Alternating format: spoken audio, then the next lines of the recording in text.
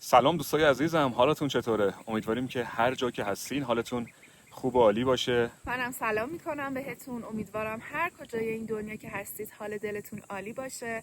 به اولین ویدیوی کانال رضا مهسا اکسپلور خوش اومدید.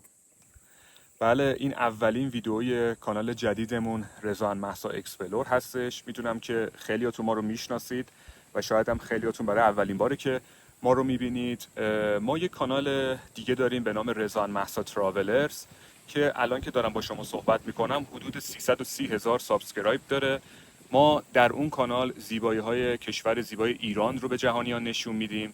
این کانال جدیدمون هستش که افتتاح کردیم تا بتونیم تو این کانال کشور ایران رو از یک زاویه دیگری به جهانیان نشون بدیم و یک ویدیوهای متفاوت تری رو ارائه بدیم، مثل موزه ها، مثل طبیعت و ویدیوهای دیگه از کشور زیبای ایران.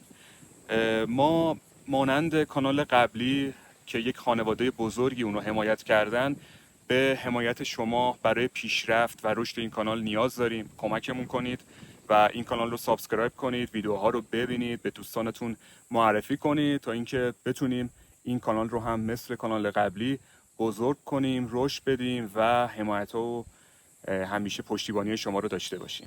بله، من هم امیدوارم که کانال جدیدمون رو سابسکرایب کنید، درست مثل دو تا کانال های قبلی ما، یعنی رضا مهسا تراولر و ایران ویلیج گرل که کانال خودم هستش و همیشه شاهد لطف و حمایت های شما بودم. خیلی ممنونم ازتون بابت حمایت های همیشگیتون، بابت نظراتی که همیشه با ما به اشتراک گذاشتید. امیدوارم این کانال رو هم مثل دو تا کانال قبلی ما دوست داشته باشید و ازمون حمایت کنید.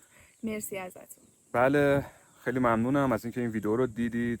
ما به حمایت‌های شما برای رشد و پیشرفت این کانال نیاز داریم. سابسکرایب کنید، ویدیوها رو ببینید و از ما حمایت کنید.